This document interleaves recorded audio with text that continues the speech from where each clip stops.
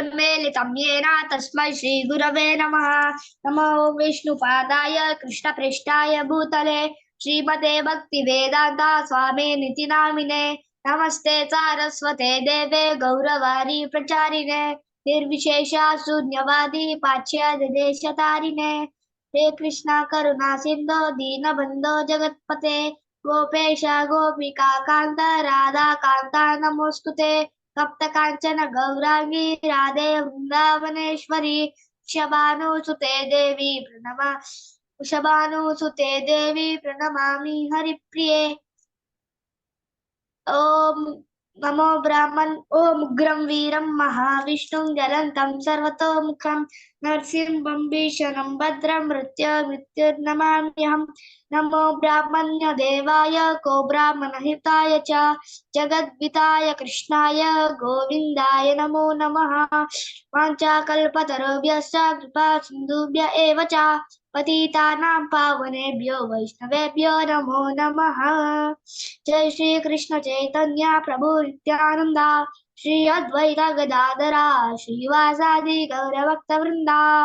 Hare Krishna Krishna Krishna Hare Hare Hare Ram Ram Ram Hare Hare. I want to share you.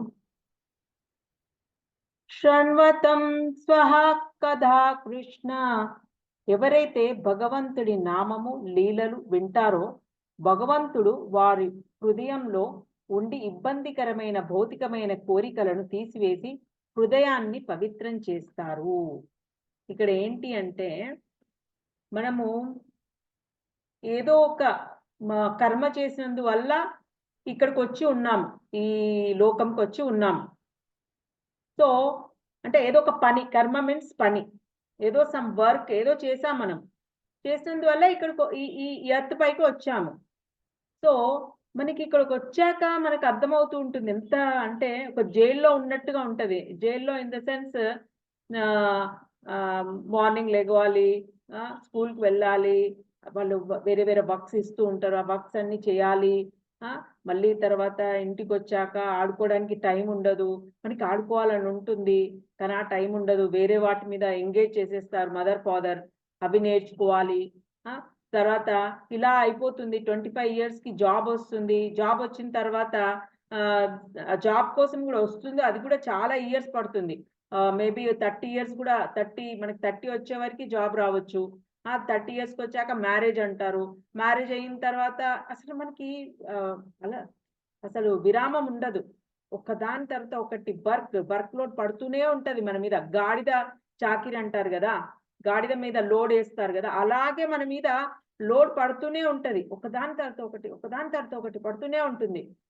Happiness కూడా ఉంటుంది. మనం అనుకుంటాము ఇదే జీవితం, ఇలా ఉండడమే హ్యాపీ, ఇలా అని అనుకుంటాం. కానీ కృష్ణ చైతన్యంలో ఇందులో ఉన్నందుకు, మనం హరే కృష్ణ దాంట్లో ఉన్నందుకు కొద్ది గొప్ప హ్యాపీగా ఉంటాము. కానీ ఇందులో ఈ నాలెడ్జ్ లేని వాళ్ళు, ఇప్పుడు నేను చెప్పడానికి నేను ఉన్నాను, కొందరికి ఇలా చెప్పడానికి కూడా ఉండదు పాపం వాళ్ళకి. సో వాళ్ళు బాధపడుతూనే ఉంటారు. అసలు ఏంటి అనంటే ఈ భగవంతుడిని ఎప్పుడైతే నువ్వు నమ్ముకుంటావు, కృష్ణాన్ని నమ్ముకుంటావో నీకు ట్రూత్ తెలుస్తూ ఉంటుంది, రియాలిటీ ఏంటో తెలుస్తూ ఉంటుంది. అప్పుడు నువ్వు రియాలిటీ తెలిసినప్పుడు హ్యాపీగా ఉంటావు. రియాలిటీ తెలియలేదనుకో, ఏది నిజం ఏది అబద్ధం తెలియలేదనుకో, నువ్వు చాలా బాధలో ఉండిపోతావు, అందులోనే ఉండిపోతావు. అదే ట్రూత్ అనుకుంటావు, అదే రియాలిటీ అనుకుంటావు. అదే రియాలిటీ అనుకొని ఇప్పుడు నేను పక్కన ఇదంతా చూస్తూ ఉంటా, మా ఇంటి సాటర్డే వచ్చింది, ఫ్రైడే వచ్చిందంటే చాలు ఇంకా వాళ్ళు నైట్ అంతా పడుకోరు. ఫ్రైడే సాటర్డే 2 రోజులు పడుకోరు. సాఫ్ట్వేర్ కదా మొత్తము, 2 days హాలిడేస్ కదా, సాటర్డే సండే నైట్ అంతా పడుకోరు. ఫుల్ సాంగ్స్ పెడతారు, ఫుల్ డ్రింక్ తీసుకుంటూ డాన్స్ చేస్తూనే ఉంటారు. పక్కన మాలాంటి వాళ్ళు ఉన్నారు, పాపం వాళ్ళు పడుకోవాలి అసలు లేదు, ఆ సెన్స్ లేదు వాళ్ళకి. ఇది కలియుగం అంటే ఇలా ఉంటది, ఇంత దారుణంగా ఉంటది. ఇంకా పోన్ ఇంకా దారుణంగా ఉంటది. సో ఇలాంటి కలియుగంలో మనము మనల్ని రక్షించేవాడు కృష్ణుడు ఒక్కడే. అప్పుడు ఏం చేస్తాడు, మనల్ని అటు సైడ్ పంపించడు. ఈ రాత్రి పూటలు పడుకోకుండా ఈ సౌండ్లు పెట్టుకొని అదే రియాలిటీ అదే ఎంజాయ్మెంట్ అనుకుంటూ బ్రతుకుతున్నారు కదా, వాళ్ళు తర్వాత అనుభవిస్తారనమాట.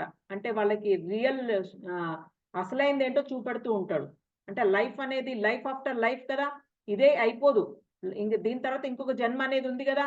ఇంకా వాళ్ళకి అసలైంది స్టోరీ తర్వాత ఉంటూ ఉంటది. మనం హరే కృష్ణలో ఉన్న వాళ్ళకి మనకి రియాలిటీ తెలుసు కాబట్టి, ఏది కరెక్ట్ ఏది రాంగ్ తెలుసు కాబట్టి, మన పేరెంట్స్ అందుకోసమే మీ పేరెంట్స్ చక్కగా ఇక్కడ కూర్చోబెట్టగలిగారు. మీరు ఇక్కడ కూర్చున్నారంటే ఊరికే కూర్చోలేదు. సో మీ పేరెంట్స్ కూడా మంచి అంటే స్పిరిచువల్ సైడ్ ఉన్నారు కాబట్టి మీరు ఇక్కడ కూర్చున్నారు. సో దానివల్ల ఏమవుతుంది, మీరు ఏది కరెక్ట్ ఏది రాంగ్ అనేది మీకు చూపిస్తాడు కృష్ణ. మిమ్మల్ని చక్కగా తీసుకెళ్తాడు అనమాట. అరే అటు వెళ్ళకురా, అది కరెక్ట్ కాదు, అటు వెళ్ళొద్దు అని చూపెడుతూ ఆయననే గైడ్ చేస్తూ ఉంటాడు అనమాట. అదే ఈ స్లైడ్ యొక్క మీనింగ్. మిమ్మల్ని మెల్లమెల్లగా అటువంటి బ్యాడ్ అన్వాంటెడ్ వాంట్స్ ఉంటాయి కదా, ఇష్టం అంటే కష్టం అంటే మనల్ని కష్టపెట్టేవి ఏవైతే ఉన్నాయో అటు సైడ్ తీసుకువెళ్ళాడు. సో నెక్స్ట్ 39 and 40 శ్లోకాస్ ఈరోజు నేర్చుకుందాము. సో ఇక్కడ ఏంటి ఏమి ఇచ్చారు చూద్దాం. కులక్షయే ప్రణశ్యంతి కులధర్మాః సనాతనాః ధర్మే నష్టే కులం కృష్ణ మధర్మో అభిభవత్యుత అధర్మాభిభవాత్ కృష్ణ ప్రదుష్యంతి కులస్త్రియః స్త్రీషు దుష్టాసు వాష్ణేయ జాయతే వర్ణసంకరః. మళ్ళీ ఒకసారి చెప్తాను నేను. కులక్షయే ప్రణశ్యంతి కులధర్మాః సనాతనాః ధర్మే నష్టే కులం కృష్ణ మధర్మో అభిభవత్యుత అధర్మాభిభవాత్ కృష్ణ ప్రదుష్యంతి కులస్త్రియః స్త్రీషు దుష్టాసు వాష్ణేయ జాయతే వర్ణసంకరః. ఓకే, సో ఈరోజు ఎవరు ఫస్ట్? ఓకే, దీత్య రేస్ చేసేసింది. ఓకే దీత్య చెప్పనానా.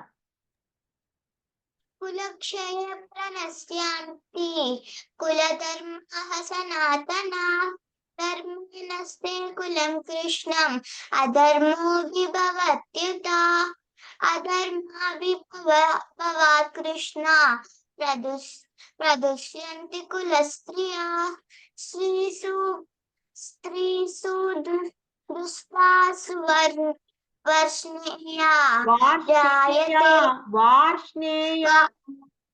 వార్ష్ణేయ జాయతే వర్ణ సంకర. ఓకే, థర్డ్ లైన్ చదువునానా మళ్ళీ ఒకసారి. ధర్మేణస్త కులం కృష్ణం కృత్స్న కృష్ణ కృత్స్న కృష్ణ కృత్స్న కృత్స్న. Krishna it is not Krishna, it is కృత్స్న. Okay okay, next. కులక్షయే చెప్తాను నేను చెప్తాను. కులక్షయే ప్రణశ్యంతి కులక్షయే ప్రణశ్యంతి కులధర్మాః సనాతనాః కులధర్మా సనాతనం ధర్మే నష్టే కులం కృష్ణ ధర్మే నష్టే కులం కృష్ణ మధర్మో అభిభవత్యుత మధర్మో అధర్చ్యుత అభిభవత్యుత అధర్చ్యుత అభిభవత్యుత అభిభవచ్యుత అధర్మాభిభవాత్ కృష్ణ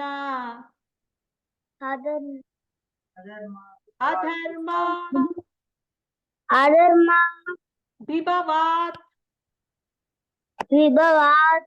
కృష్ణ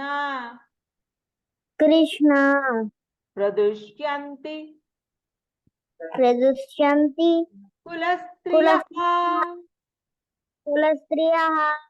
స్త్రీషు దుష్టాసు వార్ష్ణేయ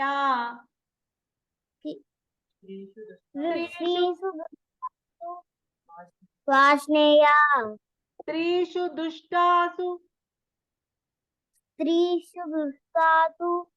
వార్ష్ణేయ వాష్ణేయ జాయతే వర్ణ సంకరః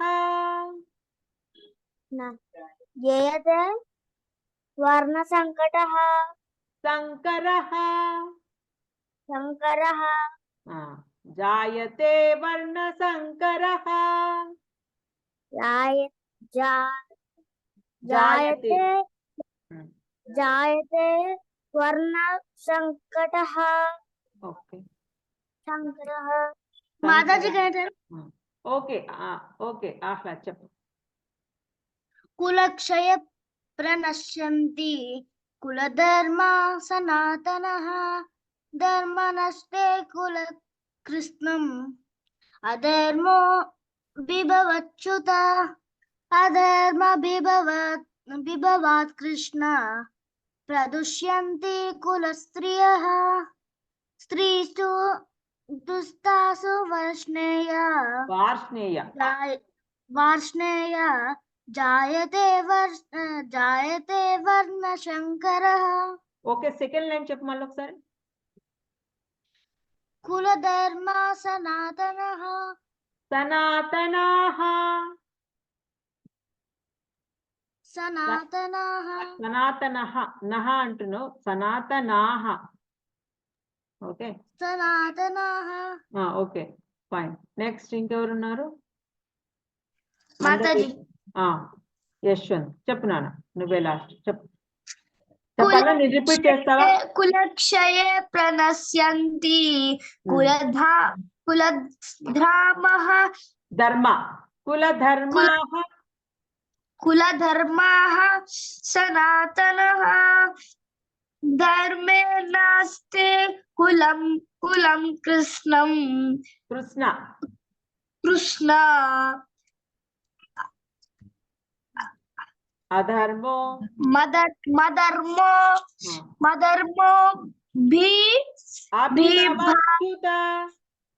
అభిభవత్యుత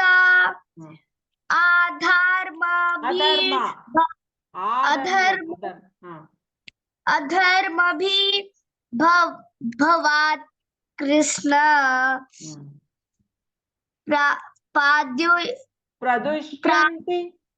ప్రదుష్యంతి కుల స్త్రియః స్త్రీషు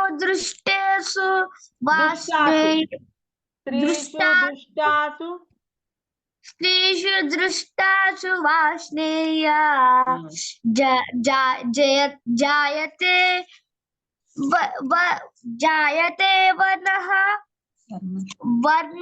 జాయతే వర్ణ శంకరః.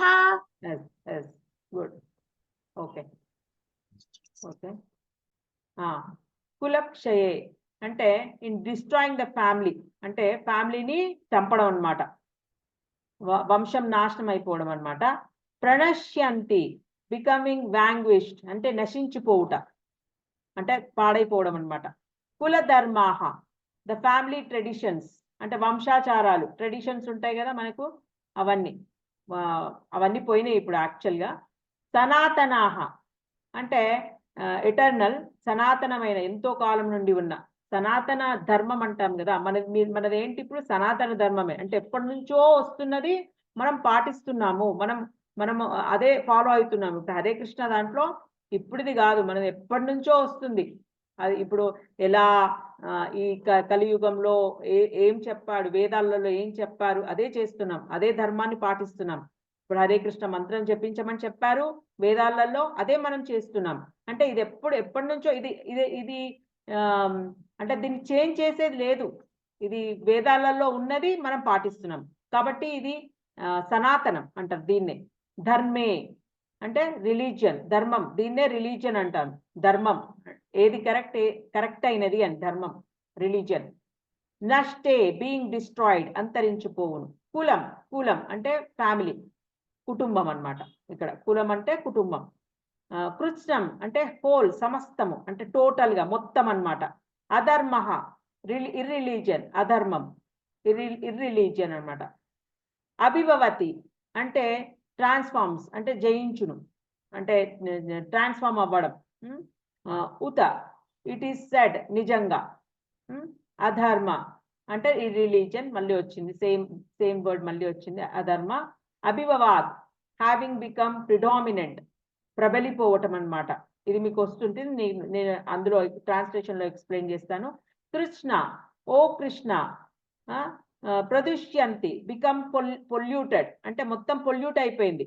ఇప్పుడు మనం మెటీరియల్ లైఫ్ అంతా, కార్స్ కొత్త కొత్త అన్ని ఏసీలు అన్ని కొనుక్కున్నాక మొత్తం పొల్యూట్ అయిపోయింది కదా, అట్లా అన్నమాట. బికమ్ పొల్యూటెడ్, అలాగే మనది మొత్తము వ్యవస్థ అంతా పొల్యూట్ అయిపోయింది అని చెప్తున్నాడు. కులస్త్రీ, కులస్త్రీయ అంటే ఫ్యామిలీ లేడీస్ ఉంటారు కదా, ఆడవాళ్ళు, ఫ్యామిలీ లేడీస్. స్త్రీషు బై ద ఉమెన్హుడ్ అంటే స్త్రీలు అన్నమాట. దుష్టాసు బీయింగ్ సో పొల్యూటెడ్. వాష్యేయ ఓ డిసెండెంట్ ఆఫ్ వర్ష్ని అంటే వృష్ణి వంశస్థుడా అన్నమాట. వృష్ణి వంశస్థుడు కదా ఆయన కృష్ణుడు, ఆ కృష్ణుడు అంటున్నాడు అనమాట. ఆయనని సంబోధిస్తున్నాడు, ఆయనకి చెప్తున్నాడు. జాయతే కమ్స్ ఇన్ టు బీయింగ్, పుడతారు. వర్ణ సంకర అంటే అన్వాంటెడ్ పీపుల్, అన్వాంటెడ్ చిల్డ్రన్ పుడతారు అని. సో ఇది మనము ఓన్లీ మీనింగ్స్ తెలుసుకున్నాము. ఇప్పుడు మనం ట్రాన్స్లేషన్ చూద్దాము. With the destruction of the dynasty, the eternal family tradition is vanquished, and thus the rest of the family becomes involved in irreligion. అది అందుకే మనకి అన్ని కొత్త కొత్త రిలీజియన్స్ వచ్చినాయి ఇక్కడ నుంచే. మరి ఇలా ఈ యుద్ధం తర్వాతనే మనకి అన్ని కొత్త కొత్తవి వచ్చినాయి. అదే ఏంటి, కలియుగానికి దారి తీసింది ఇదే అన్నమాట. ఈ యుద్ధమే కలియుగానికి దారి తీసింది.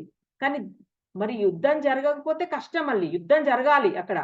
ఎందుకంటే ఇంకా వాళ్ళుంటే ఇంకా దారుణంగా ఉంటుంది, అతి దారుణంగా ఉంటుంది వాళ్ళుంటే. ఎవరు ఇప్పుడు చనిపోకుండా ఉన్న వాళ్ళందరూ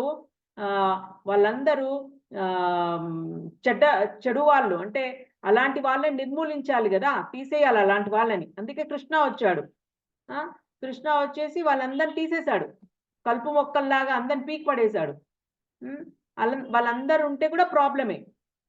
వాళ్ళు వెళ్ళిపోయిన తర్వాత ఏమైపోయింది, కొత్త కొత్త ధర్మాలు పుట్టుకొచ్చినాయి అన్నమాట. మనది సనాతన ధర్మం, ఈ సనాతన ధర్మం నుంచి అన్ని వచ్చినాయి వేరే వేరే ధర్మాలు, కొత్త కొత్త ఇప్పుడు వచ్చిన కొత్త కొత్త వేరే రిలీజియన్స్ అన్ని ఇందులో నుంచి వచ్చినవే.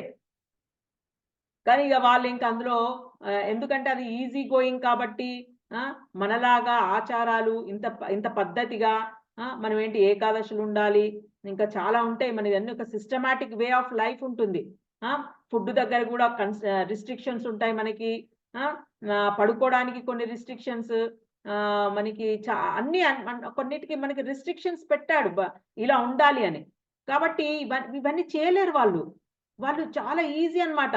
వెళ్ళేసి అక్కడ వాళ్ళ టెంపుల్స్ వేరే ఉంటాయి, అక్కడికి వెళ్ళేసి అన్ని తింటారు, కోడి మాంసాలు ఇంకా ఈ చెప్పలేను అన్ని తినేస్తారనమాట.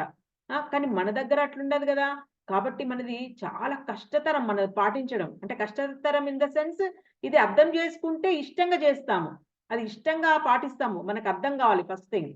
వాళ్ళకి ఇది ఇష్టం లేదు, వాళ్ళకి ఏమైనా అలా ఇష్టం, అలా ఉండడం ఇష్టం కాబట్టి వాళ్ళు మొత్తం చేంజ్ చేసేసుకున్నారు. వాళ్ళ అన్ని రిలీజియన్ పద్ధతులన్నీ చేంజ్ చేసేసుకొని గతం అలా పాటించడం మొదలు పెట్టేశారు. సో దట్ ఈస్ వాట్ ఈయన చెప్తున్నాడు. అర్జునుడు ముందే చూశాడు, ఇవన్నీ చూడగలిగాడు, ఏమవుతుంది ఫ్యూచర్, ఈ యుద్ధం తర్వాత ఏమవుతుందో ఆయనకి అన్ని తెలిసిపోతున్నాయి. సో ఆయన చెప్తున్నాడు అనమాట, ఫ్యామిలీ ట్రెడిషన్ అంతా పోతుంది ఇక్కడ, ఇక్కడ చూడండి తెలుగులో, వంశనాశనం జరిగినప్పుడు ఆ వంశాచారములన్నీ అంతరించిపోవును. వంశం నుంచి ఆ ఆచారాలు ఉంటాయి కదా, ఇట్లుండాలి అట్లా పద్ధతులు ఉంటాయి కదా, అవన్నీ పోతాయి. మరియు మిగిలిన కుటుంబ సభ్యులు అధర్మ పరులగుదురు. అప్పుడు ఏమైపోతుంది, పెద్దవాళ్ళు అందరు చనిపోతారు కదా, యుద్ధంలో చనిపోతే ఏమవుతుంది, ఇంకా వాళ్ళు ఇష్టం వచ్చినట్టు చేసేస్తారు, అధర్మంగా బతకాలని చూస్తుంటారు.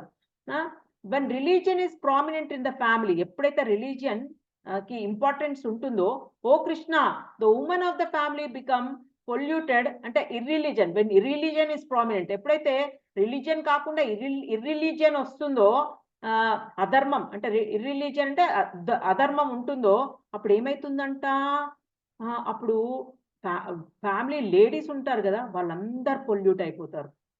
అందరూ అంటే చెడు దారి పట్టేస్తారనమాట.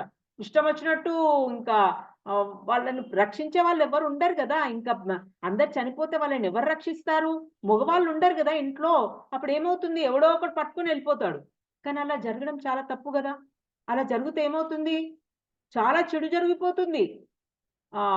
ఉమెన్‌హుడ్ అంతా పొల్యూట్ అయిపోతుంది.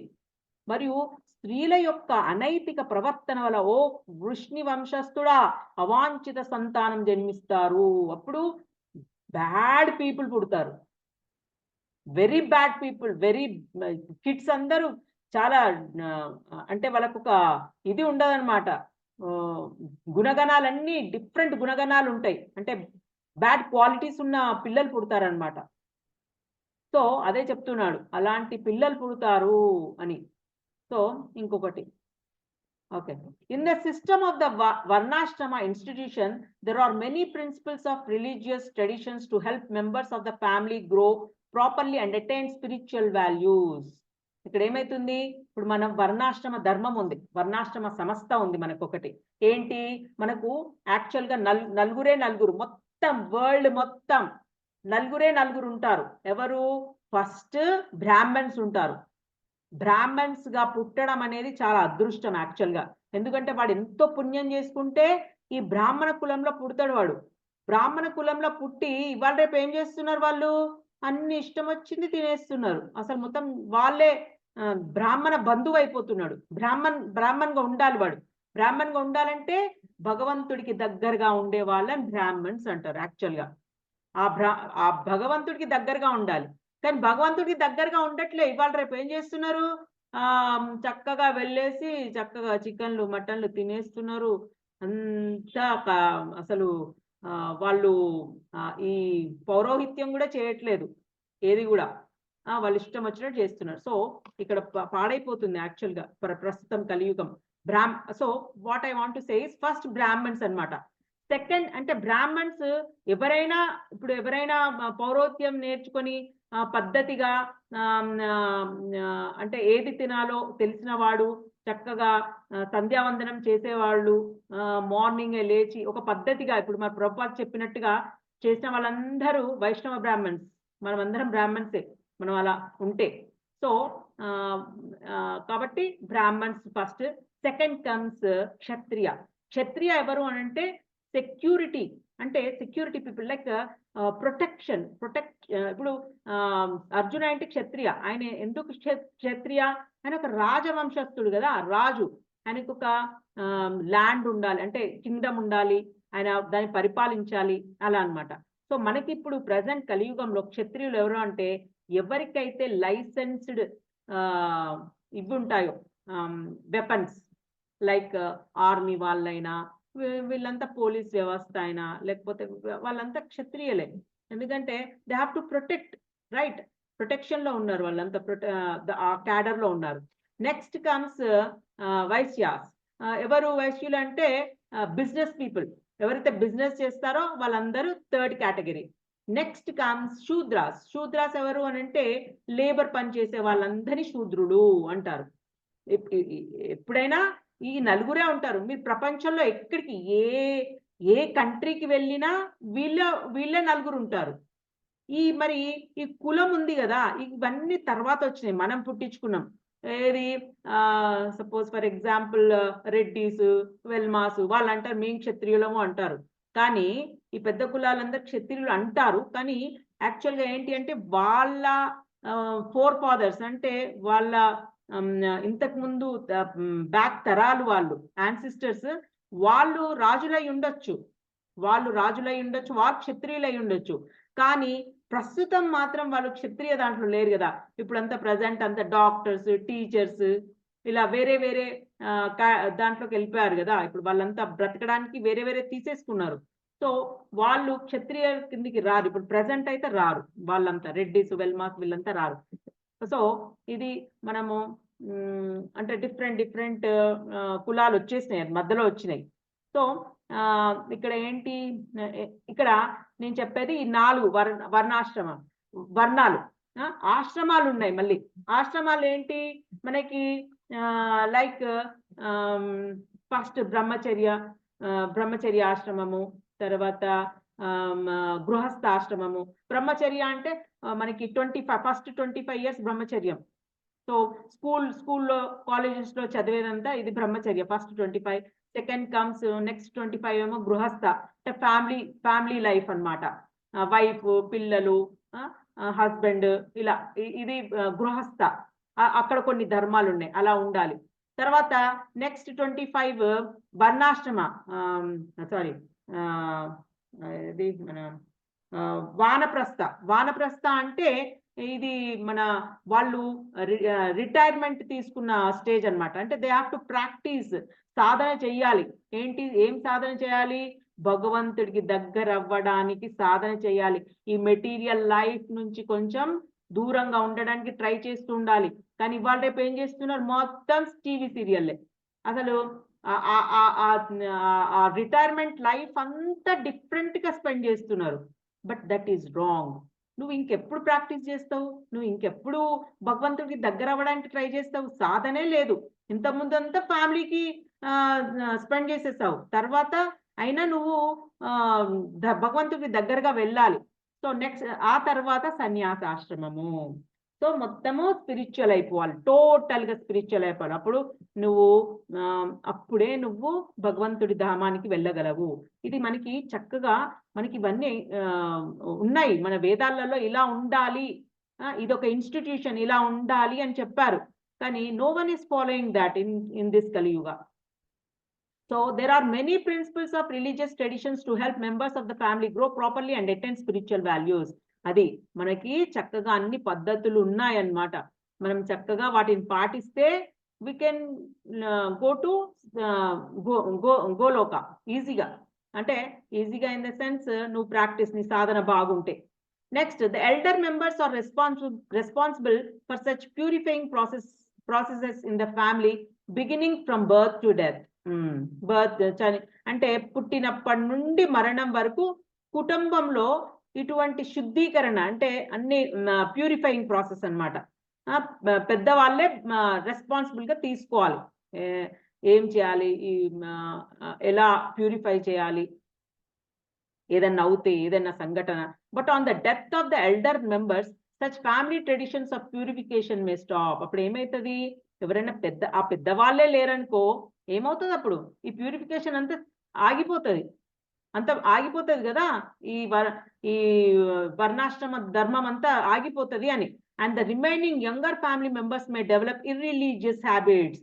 అప్పుడు ఏమవుతుంది? చిన్నవాళ్ళు ఏం చేస్తారు? వాళ్ళు ఇష్టం వచ్చినట్టు చేస్తారు. అలాగే పుట్టుకొచ్చినాయి వేరే వేరే డిఫరెంట్ రిలీజియన్స్ అన్ని అట్లాగే పుట్టుకొచ్చినాయి అన్నమాట. Religious habits and thereby loss that chance for spiritual salvation. దానివల్ల భగవద్ధామానికి వెళ్ళే పాత్ ఉంటది కదా, వే, అది పోయింది. మొత్తం పోగొట్టుకుంటున్నారు అనమాట. వాళ్ళే డిఫరెంట్ పాత్రలు వెతుక్కుంటున్నారు. దానివల్ల వాళ్ళకే నష్టం.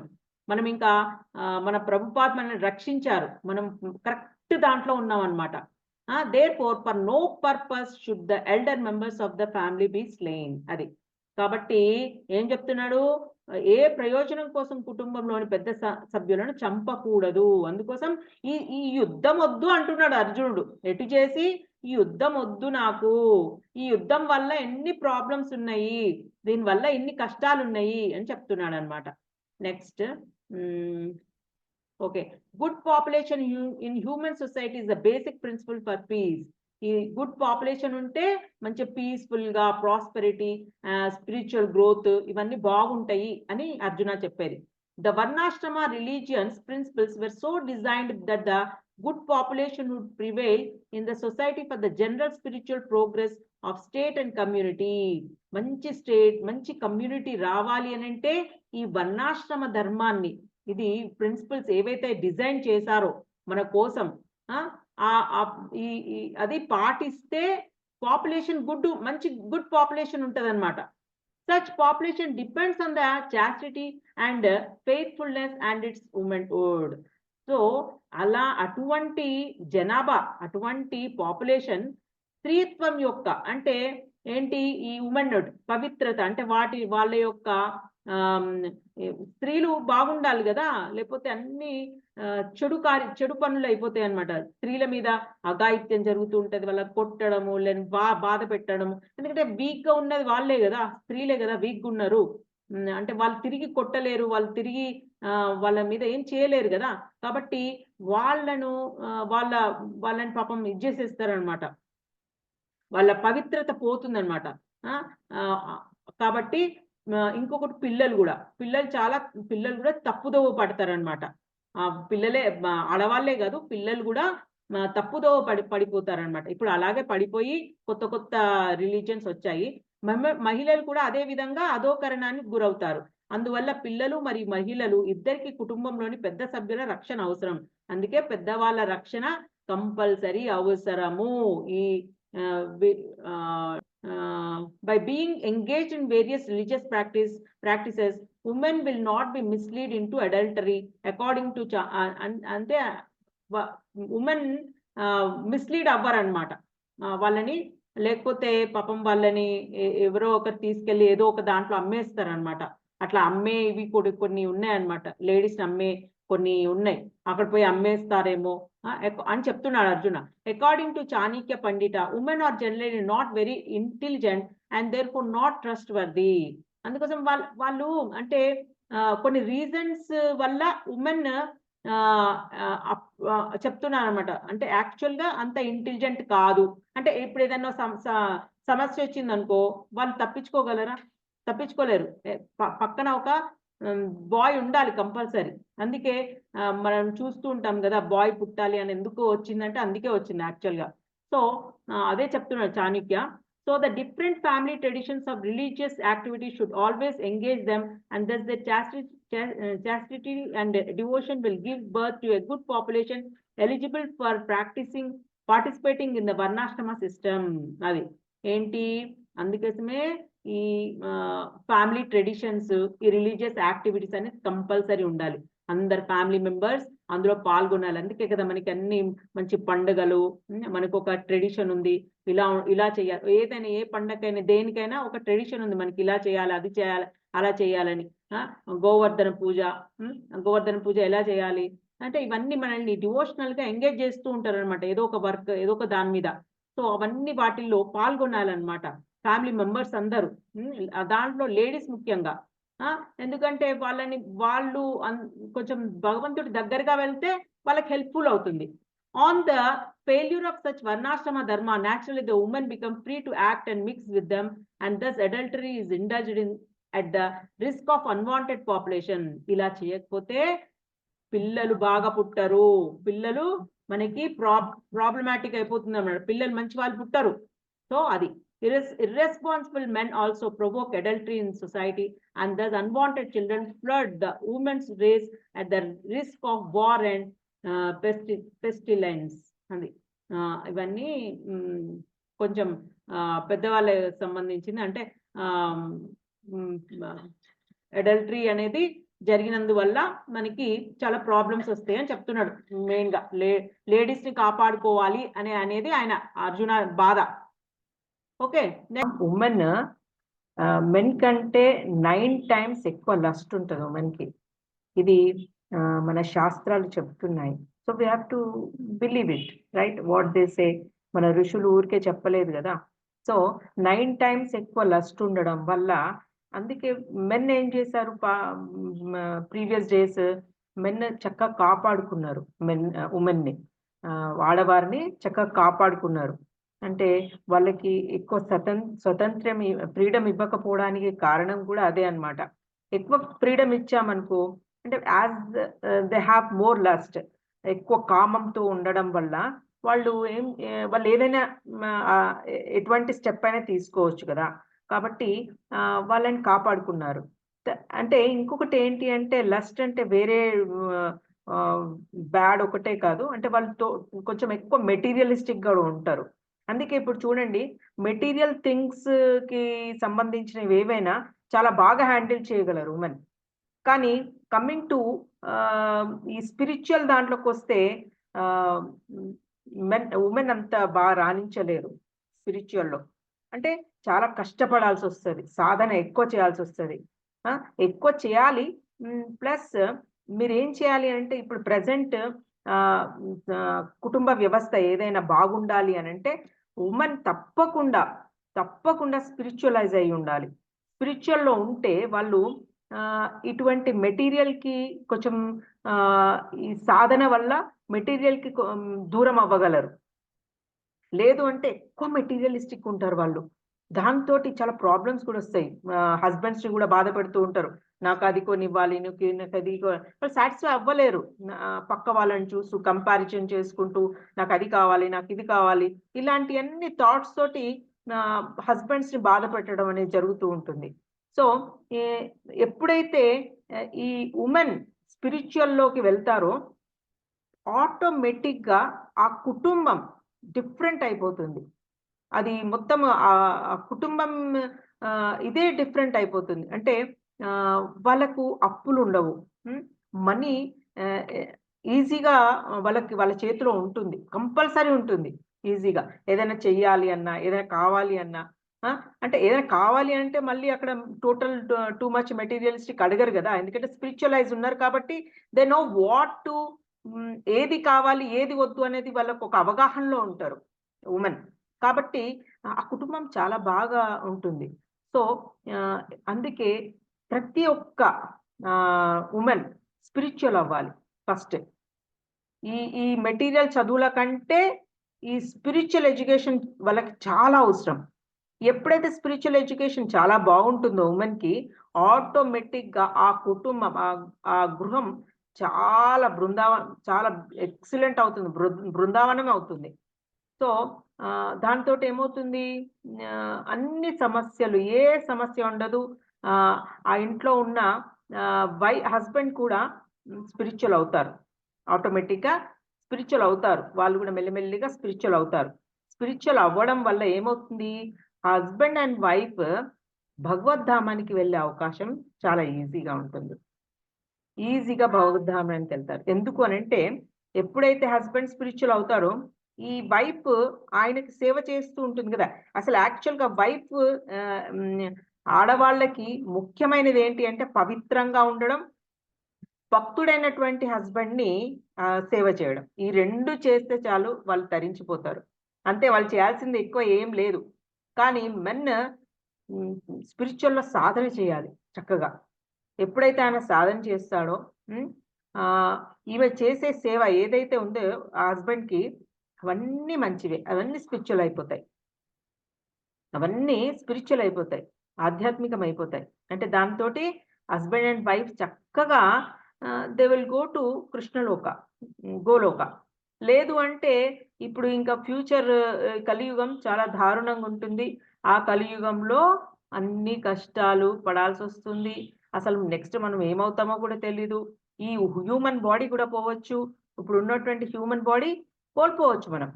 అప్పుడు చాలా ప్రాబ్లం వస్తుంది.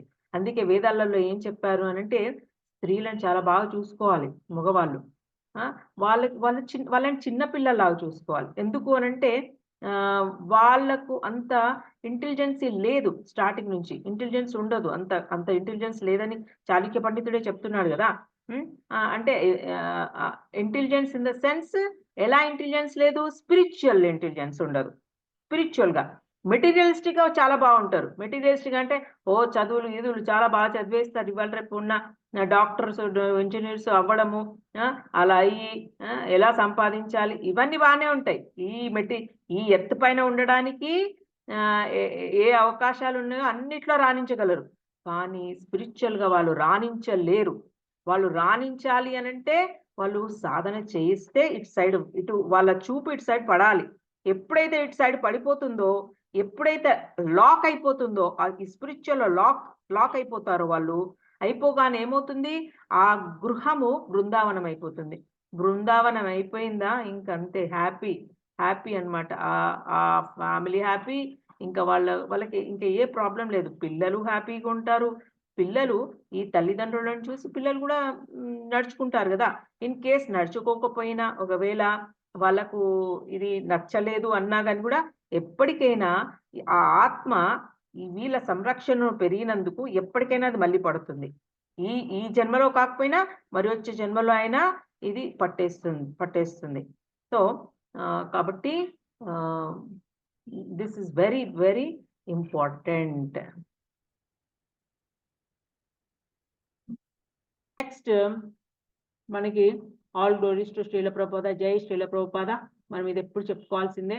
Next, the perfection of life is simply to surrender to the supreme. ఇది చైతన్య చరితామృత ఆదిలీలలో ఉంది. ఏం చెప్తున్నాడంటే లైఫ్ పర్ఫెక్షన్ ఎప్పుడు జరుగుతుంది అని అంటే ఎప్పుడైతే మనము ఆ లార్డ్ కి సరెండర్ అయిపోవాలి, లార్డ్ కి సరెండర్ అయిపోవాలి. ఏది జరిగినా నువ్వు ఉన్నావు, కృష్ణ ఉన్నాడు, ఏ బాధ వచ్చినా కృష్ణ ఉన్నాడు, చూసుకుంటాడు, అంతే. అదే అంటే కృష్ణుడు ఉండగా మనకెలా చింత అని అనుకోవాలి. ఎప్పుడు కూడా ఏ ప్రాబ్లం వచ్చినా మనసులో ఏమనుకోవాలి, కృష్ణుడు ఉండగా మనకేలా చింత అని అనుకోవాలి, అంతే. No worries when Krishna is near, అట్లా అనుకోవాలి. No worries when Krishna is near. Okay, ఇలా అనుకుంటే మనకి ఎటువంటి ప్రాబ్లమ్స్ రావు. ప్రాబ్లం వచ్చినా కృష్ణ విల్ టేక్ కేర్, అంతే. ఆయననే చూసుకుంటాడు ఏ ప్రాబ్లం వచ్చినా.